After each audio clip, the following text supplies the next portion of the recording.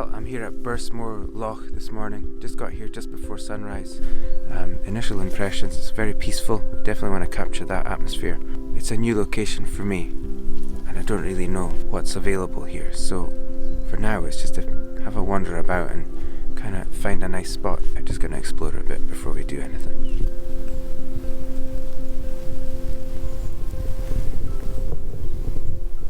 It's pretty atmospheric down here. It looks absolutely incredible.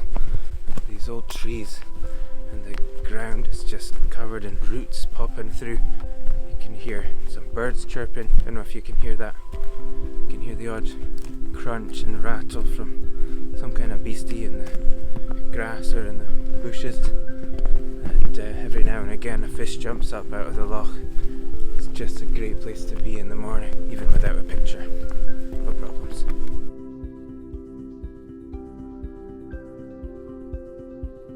I think we've hit on a good spot here. We've got some nice grass in the foreground there, leading up to, I don't think you can see it here, but there's a boathouse over there somewhere, and so that's what I'm going to try and work on just now. It's brightened up, you know, just with the sun coming up a bit, but you can probably see, or maybe not, how overcast it is, so we're not getting like light on the scene as such, but going to work away at it and just see what we can make of it. Typically we think about not putting the horizon in the middle of the frame like that.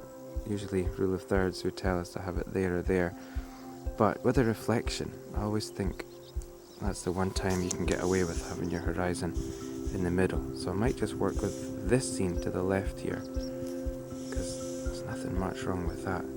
Is it possible to sneak a bit of foreground in there? Maybe, if I use my wider lens, maybe, but just wanted to let you see what is shaping up at the moment. So I'm going to work something here. I'm going to try and get something going over there.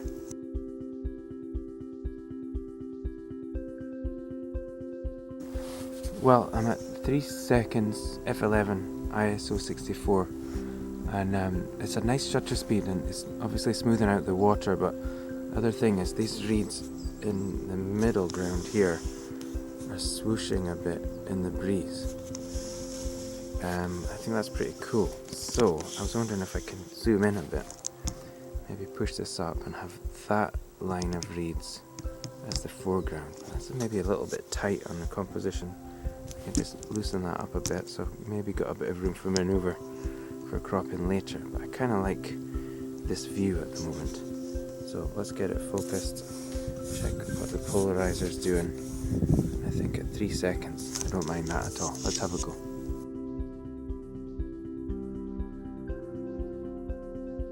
The ground around the edge of the loch here is really boggy. Anytime you've got the camera on the tripod, if you set that exposure going and then you sort of start walking about checking your phone, you can easily rock the tripod and you'll come up with a shaky picture. You might not see it on the screen instantly, so you might find that when you get home. Just take care with your footing. Obviously get the tripod on a solid footing if you can. If you can't do that, you're just going to have to stand super still while the exposure is ongoing. And let's have a look here. I managed to jiggle my settings around to get 30 seconds f8 ISO 125, I think, just to get the 30-second exposure there with the 6-stopper. That looks okay to me. Again, we could still use a bit of light breaking through here, but just gonna keep going. You know, what can you do?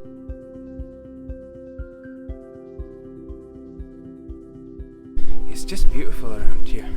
There's a couple of sheep over there, and all these big old trees are just incredible. Just passing over a little burn, and what I can say, conditions are it's a lovely morning, but not perfect for photography, because we don't have some light breaking through, which always helps to just bring the scene to life.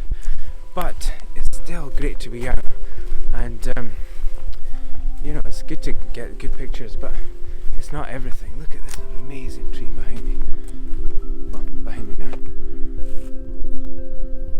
Sometimes it's just a great experience to be out and about, and it's really good for you.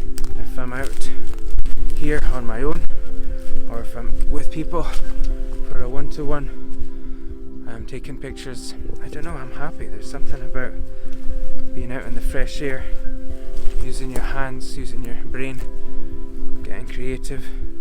Even though I might not go home with some pictures for my portfolio today, it's been really worthwhile, and I've got up quite early to come up here. It's about an hour's drive from where I live in Aberdeen, but completely worth it. Well, what to say about this location? I think it's a great location. It's a lovely spot just near Aboyne. And okay, the conditions didn't quite happen for us today. Never mind, we can say we can come back another time and give it another go. I think this will be a cracker in a few weeks' time when the colours of the leaves are on the turn. And now that I've got a feel for this place, definitely worth a revisit for me. And if you're in Aberdeenshire or Aboyne or D-side kind of area, definitely stop by. The sat-nav might not take you right to it, but if you keep looking and use your map, I think you've got the best chance of finding a little parking spot that you can walk down from. I mean, sometimes we just don't get the conditions. Things just don't go our way. I think we always think that we always see great photographs from great photographers, and you think it just always happens for them, but it doesn't always happen. Sometimes we have a swing and a miss. That's just part of photography, really, especially landscapes, when you're not in control of a lot of the process, you know. What you can control is your attitude, and you can say, well, just because it's not going perfectly, it doesn't mean I'm going to throw it in the towel. There's something to be taken away from just about any situation, I think. The lighting that we've got today, although it's not working brilliantly for the scene, I think there's a lot of stuff around here, you know, details in the forest and the grass in the water, those little reflections when the raindrops fall down, a lot of things that would be really worth photographing. So you can never give up, I think, and you can always take something away from a tricky situation. So this is Birsemore Loch, and overall it's not going to be a classic, but I can't be complaining. Let's see how we get on with these pictures back in Lightroom.